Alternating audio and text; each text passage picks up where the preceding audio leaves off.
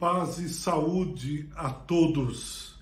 Que Deus continue a abençoá-los, mesmo nesses tempos difíceis que nós estamos vivendo.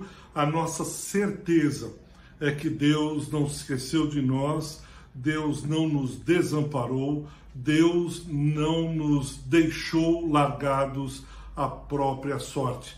A nossa convicção, a nossa certeza e esperança é que Deus está cuidando de nós, mesmo que nós não vejamos a olhos visíveis, mesmo que olhemos para os lados e parece que tudo vai desmoronar, ainda assim, nós cremos que Deus tem cuidado de nós e que Deus está conosco todos os dias até a consumação dos séculos. E eu queria, antes de trazer a palavra do Senhor, fazer uma breve palavra de oração. Eu gostaria que você se juntasse comigo em oração. Pai, nós estamos reunidos em nome de Jesus, mesmo que distantes fisicamente uns dos outros, nós temos plena convicção de que estamos juntos, perto, porque estamos ao redor do trono dos céus. Estamos juntos em espírito com o Senhor. Por isso eu peço que o Senhor fale ao coração do teu povo, fale ao coração da tua gente, a tua palavra, e que saiamos daqui cheios da presença de Deus, que possamos terminar esse nosso ajuntamento solene, convictos de que Deus falou no meio do seu povo. Assim seja, em nome de Jesus. Amém. Amém.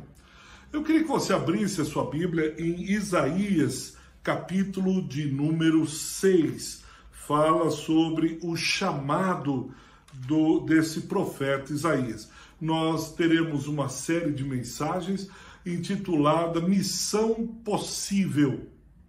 Por que Missão Possível? Porque baseado naquele filme. Há um filme que estreou em 1996 chamado Missão Impossível. Era acerca de um agente chamado Ethan. E esse agente Ethan, interpretado por um ator que depois ficou famoso, Tom Cruise, ele é levado, a ele confiado algumas missões que seriam quase impossíveis. Deve estar aí no 8º ou 9º Missão Impossível, todos protagonizados por Tom Cruise. E ele passa por uma série de desafios, de ciladas, ele salta de prédio, ele salta de avião, até que complete a missão que lhe foi confiada.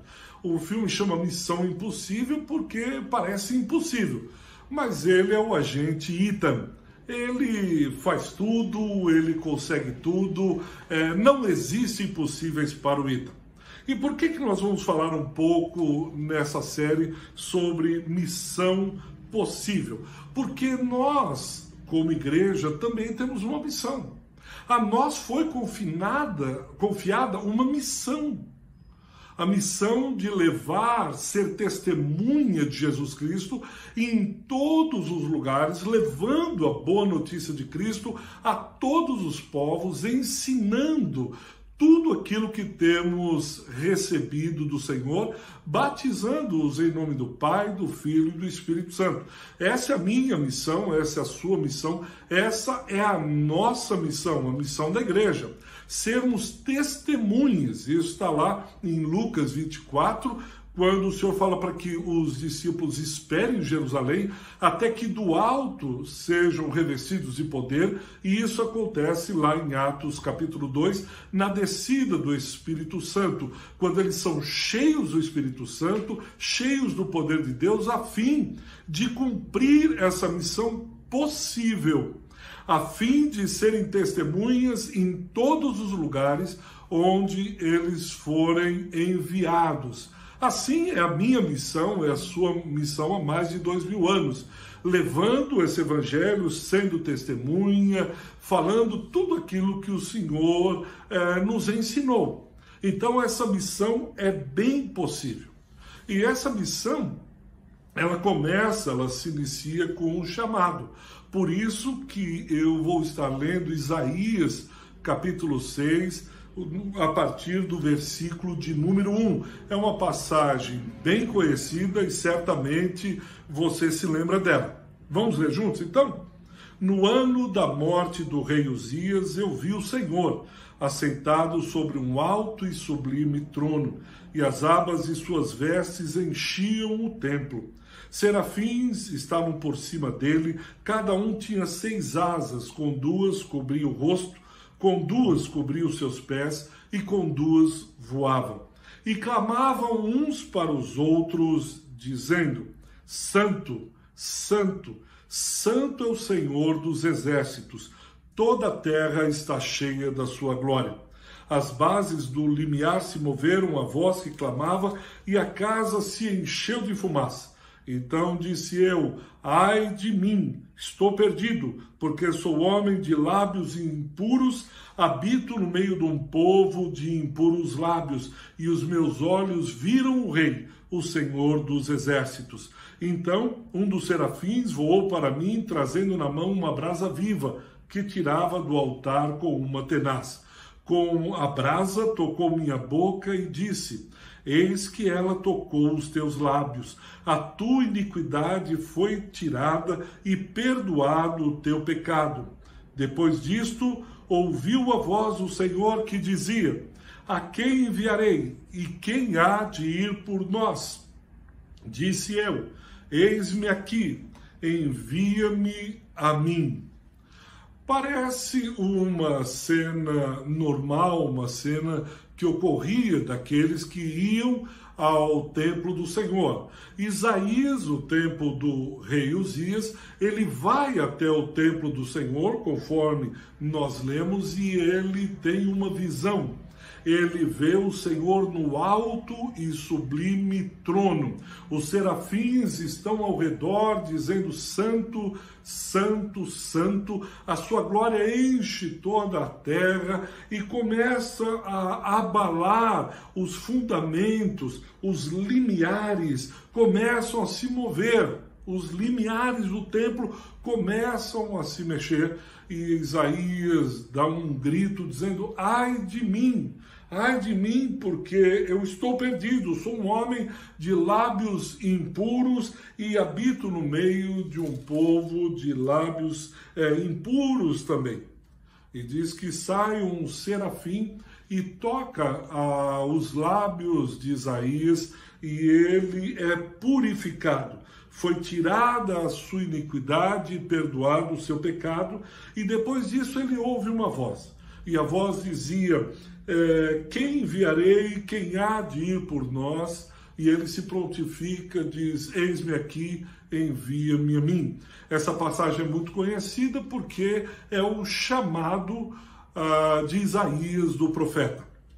Veja, Isaías habitava junto à corte. Provavelmente ele vem de uma boa família, uma família abastada. Ele é amigo do rei Uzias, dá sentido de que ele tem proximidade, ele está no palácio, e ao contrário do que muita gente pensa, Isaías aqui é muito jovem. Alguns estudiosos da Bíblia dizem que ele está lá entre 18 e 20 anos de idade. Ele é um jovem, 18 anos de idade, é um menino ainda. É um menino.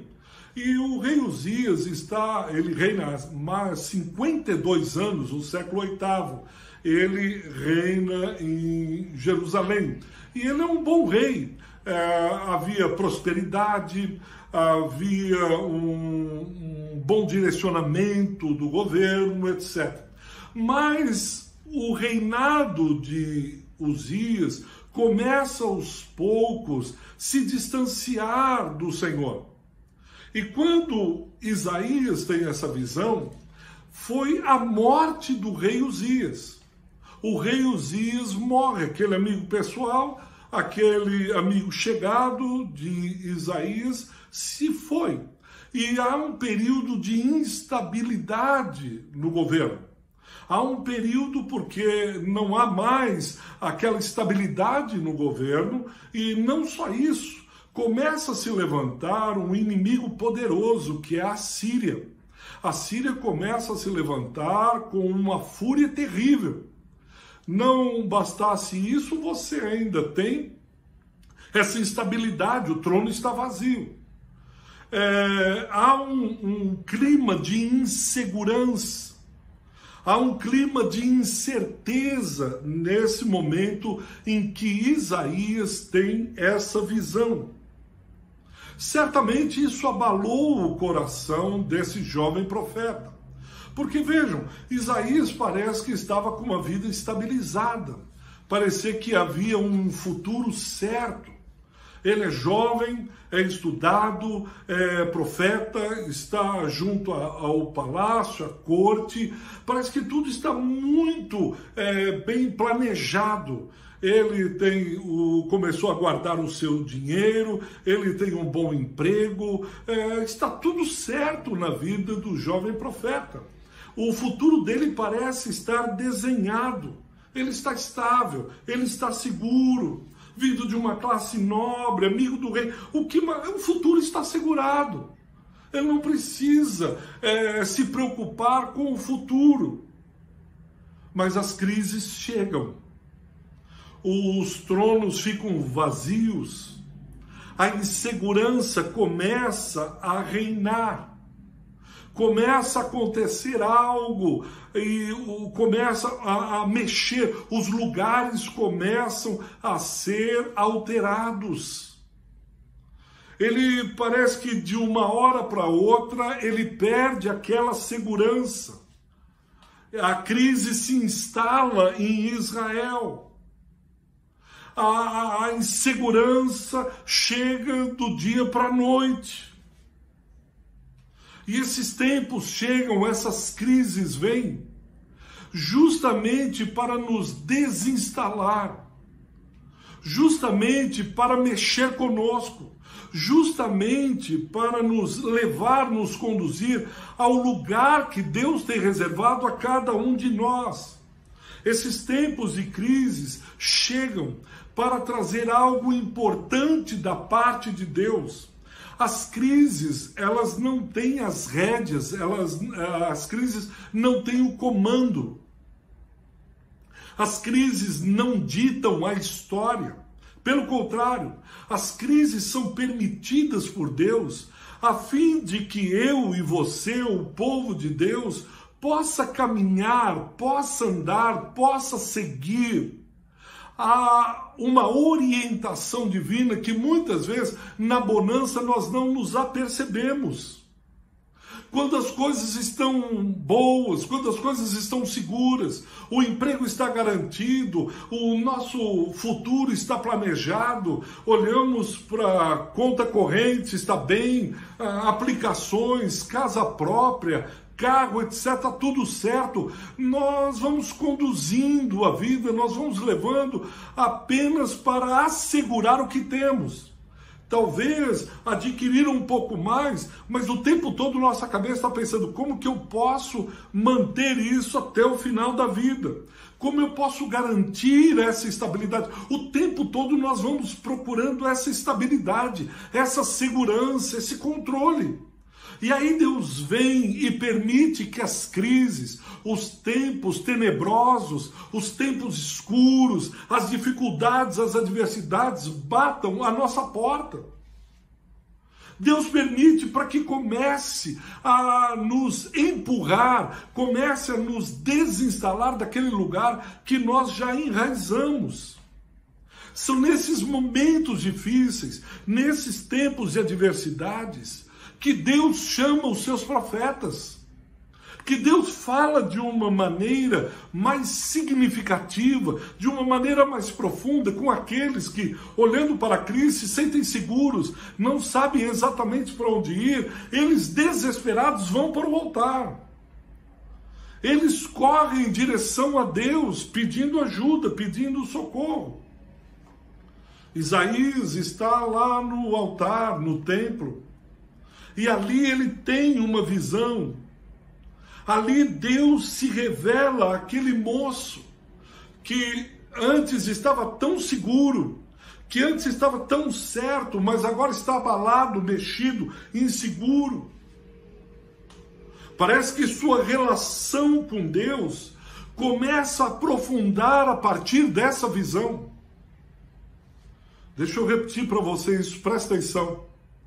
A relação desse homem, a relação de Isaías com Deus, parece se aprofundar nesses tempos de crise.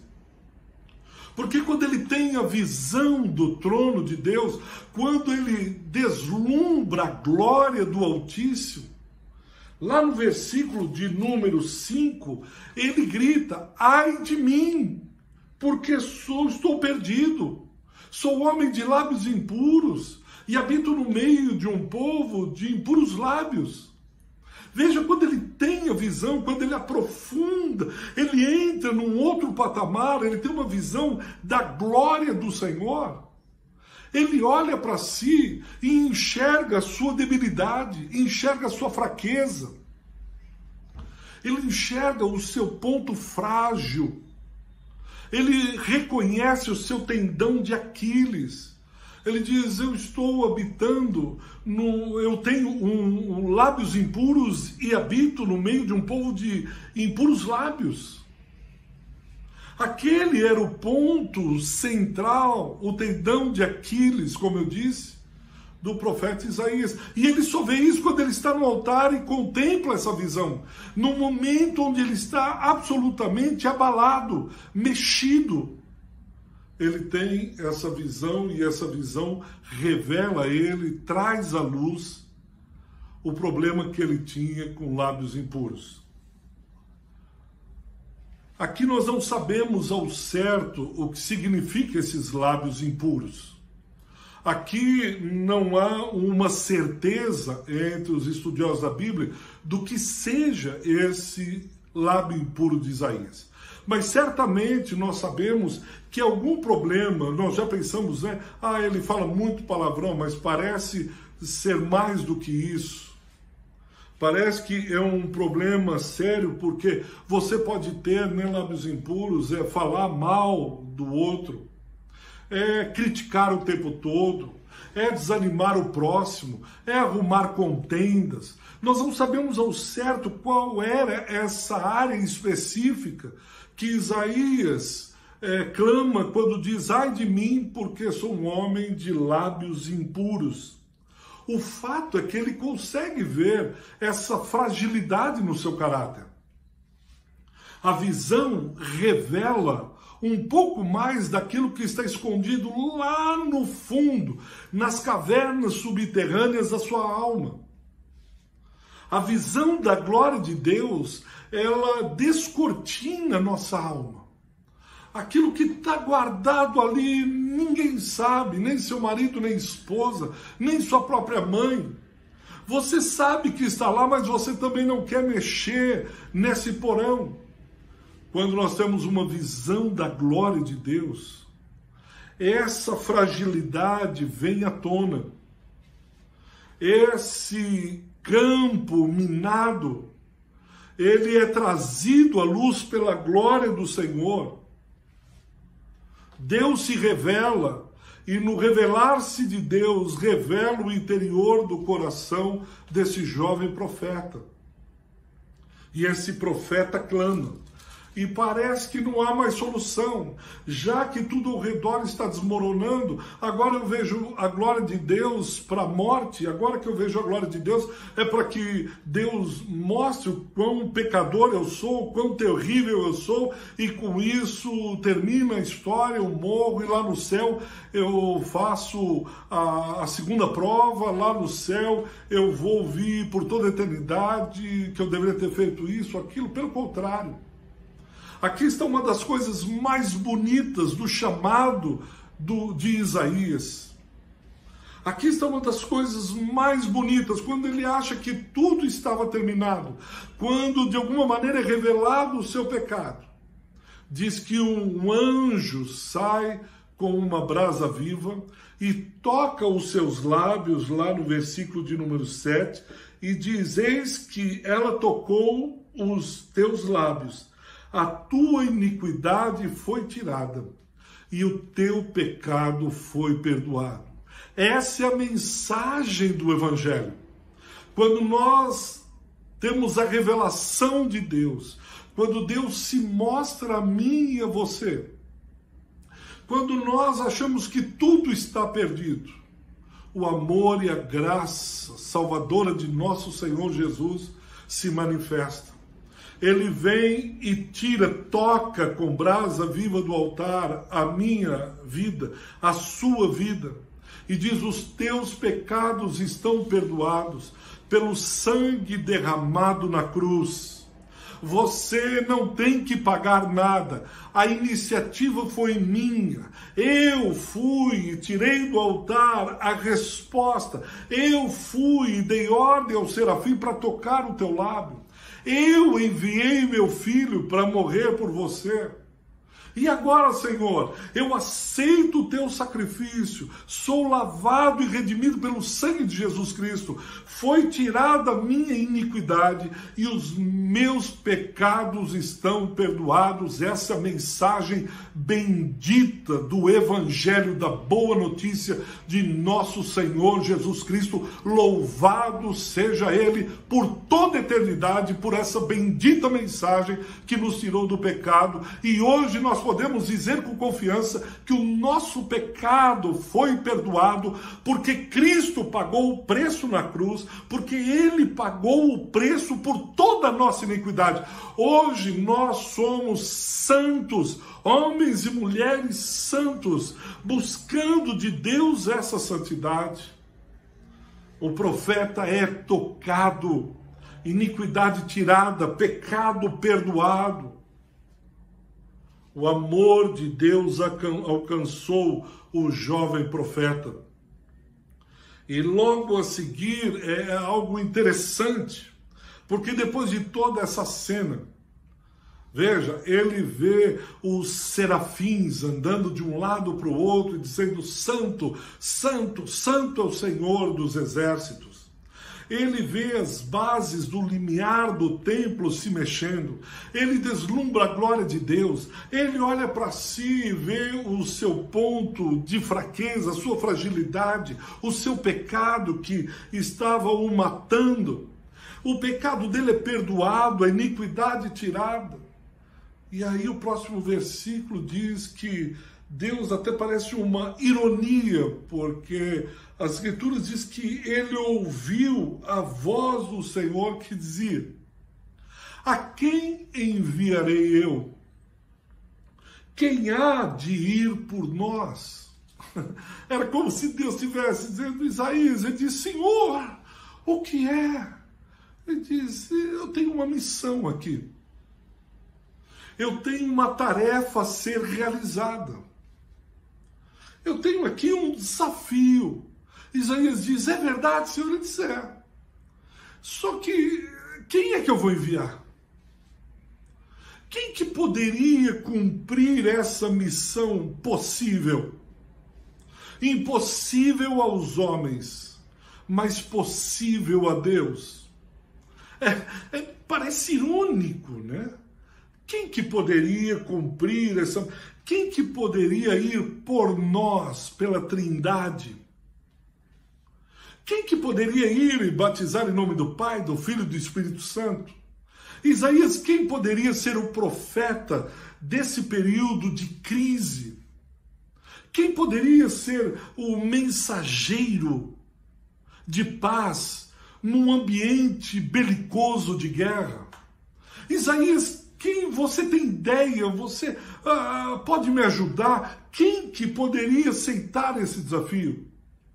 Eu penso que essa pergunta ressoa até hoje em nossos dias. Eu creio que essa pergunta, ela faz coro no meu e no seu coração. E essa pergunta ainda é ouvida nos dias de hoje, diz: a quem eu enviarei? Quem eu vou mandar lá naquela escola?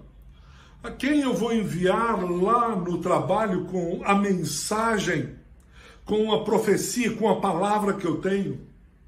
Quem pode ir por nós ali naquela empresa? Quem pode ir por nós naquele lugar ou naquele outro? Eu creio que essa pergunta continua relevante nos nossos dias. Nós somos a resposta de Deus para esse momento. Nós não nascemos nesse tempo por um acaso, obra do acaso. Eu não creio que Deus está permitindo tudo isso que está acontecendo, essa tristeza, esse abatimento, muitas vezes terror e insegurança, por um acaso, porque Deus cochilou, porque Deus distraiu, porque Deus deu as costas ao povo da terra e foi ver o povo de um outro planeta. Eu não acredito nisso. Eu creio que Ele sabe exatamente o que está acontecendo. E Ele pergunta: quem no meio dessa crise pode ser o meu profeta, o meu mensageiro? A quem eu vou enviar no meio desse caos que se instalou no meio da humanidade? Quem será a minha voz? Quem será o meu testemunho? Quem falará a meu respeito? Quem é aquele que viu ao Senhor? Quem é aquele que experimentou da glória de Jesus? Quem é aquele que é cheio do Espírito Santo? Quem é que pode ir? A quem eu vou enviar? A quem eu vou mandar? E Isaías, de pronto, ele diz: Senhor, o Senhor está querendo dizer quem vai realizar essa missão? Deus disse: é isso mesmo. Você entendeu, Isaías? Quem aceita essa missão? Na mesma hora, Isaías diz: eis-me aqui. Eu estou aqui, Senhor. Envia-me a mim. Eu fico imaginando que Isaías poderia ter respondido: Deus bendito, o Senhor é maravilhoso, e faria um arrazoado de quem é Deus. O Senhor é um Deus maravilhoso, o Senhor é lindo. Começava a chorar: o Senhor é lindo, o Senhor é tal. Mas eu estou com a agenda, meu Deus, se o Senhor tivesse me falado o ano passado, eu ainda daria um jeito. Mas eu estou lotado de coisa, Deus. Senhor, Deus dos exércitos, agora que minha família está precisando de mim. Senhor, é agora que a empresa está começando aí, ou está quebrando, agora não tem jeito. E aí nós começaríamos a colocar uma série de questões. Mas Isaías olha e diz assim: não, Senhor, eu estou aqui, eu entendi que há um trabalho a ser feito, há algo a ser realizado. Não é por um acaso que o Senhor me mostrou a tua glória. Não é coincidência ouvir os serafins dizendo: Santo, Santo, Santo. Não é fruto do sem querer essa área da minha vida ser descortinada.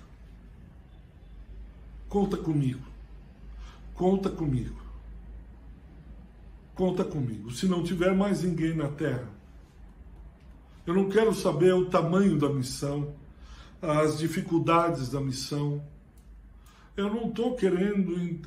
Eu estou aqui, à disposição, disponível e disposto para aquilo que o Senhor tenha realizado na terra nesses dias. E eu fico imaginando aquele jovem de 18 anos, com um futuro brilhante, dando um passo à frente, diz: sou eu. Conta comigo. Pode marcar aí que Isaías é o primeiro da fila. Eu estou aqui.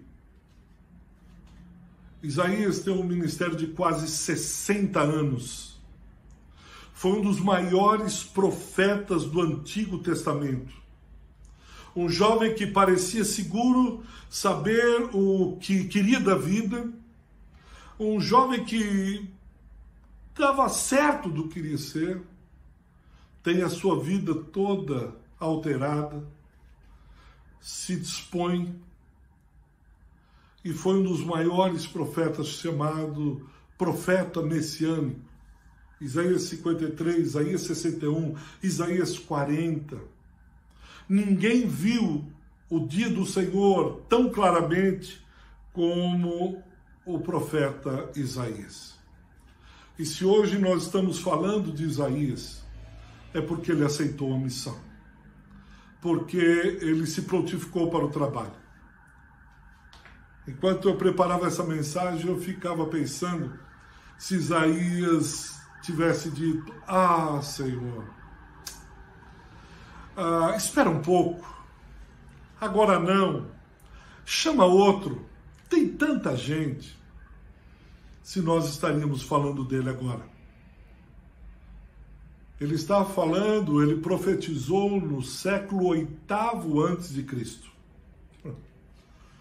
740 anos, mais ou menos 750 anos antes de Cristo, esse homem durante 60 anos exerceu um ministério fértil, bonito, com revelações tremendas. Pastor, onde o senhor quer chegar? Onde está sendo encaminhado o teu futuro? Como você será lembrado na eternidade? Como brotará a tua memória entre os teus netos, bisnetos, tataranetos, dizendo: esse homem aqui teve um ministério bonito no Senhor. Seja qual for ele, seja qual for a missão, mas assim, ser lembrado porque ele fez diferença num tempo em que todo mundo estava se preparando para a batalha, todo mundo estava chorando, todo mundo em crise. Esse homem é levantado e tem um dos ministérios mais bonitos de todo o Antigo Testamento. Quem sabe hoje Deus não está chamando você? Quem sabe hoje Deus não está desafiando a você e diz: deixa eu realizar, me permita fazer de você uma voz para milhares que estão sofrendo, estão aí chorando, lastimando a vida, a perda de um emprego, a doença, entubados, tristes, sem nenhuma esperança, olhando apenas e tão somente para esses dias. Focaram na crise, na adversidade, no dia terrível e esqueceram que em Cristo há esperança, porque em Cristo há o peso da eternidade, do amor, daquele que nos perdoa dos pecados e retira a nossa iniquidade. A quem enviarei? E quem há de ir por nós? Quem se apresentará para essa missão? Eu gostaria de orar mais uma vez. E se você se sentiu desafiado, está olhando e dizendo: Deus, eu não sei nem por onde começar. A única coisa, conta comigo. Conta comigo. Eu não sei onde, não sei recurso de onde vem, não sei nada. A única coisa que eu sei, eu ouvi a voz do Senhor que me dizia: quem enviarei e quem há de ir por nós? E a única coisa que eu tenho certeza, eu estou respondendo: eis-me aqui. Eu quero me prontificar para essa missão possível. Vamos orar? Pai, eu quero orar junto com esse irmão, junto com essa irmã. E quero me colocar junto com eles no altar, dizendo: eis-me aqui. Conta comigo para essa missão possível. Conta comigo para aquilo que o Senhor tem a realizar nessa geração, nesses tempos. Eu não vou fugir, muito menos apresentar a minha agenda. Nós estamos apenas colocando a teu serviço a nossa vida.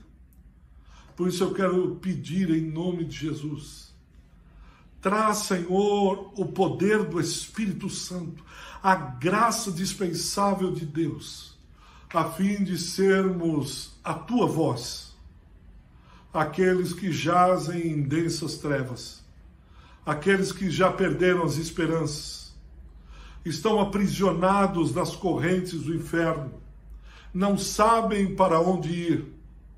Usa da nossa força, mente e vigor, para que seja cumprida a missão da igreja. Eis-os aqui, envia-nos em nome de Jesus. Amém. Amém. Meu irmão, continua firme. Não se desespere. Esse tempo parece que não acaba mais. Mas em breve virá o fim. Terminará. E nós voltaremos, se Deus assim nos permitir, a cultuarmos, a celebrarmos juntos. Ele está conosco, há esperança, porque Cristo ainda não nos abandonou. Cristo está conosco. E que o amor de Deus o Pai, a graça de nosso Senhor e Salvador Jesus o Cristo e as ricas e santas consolações do seu Espírito estejam com todo o seu povo, com toda a sua gente, desde hoje e para todos sempre. Amém. Deus muito abençoe. Até domingo que vem ou até de repente, se Deus não voltar antes. Tchau. Firme.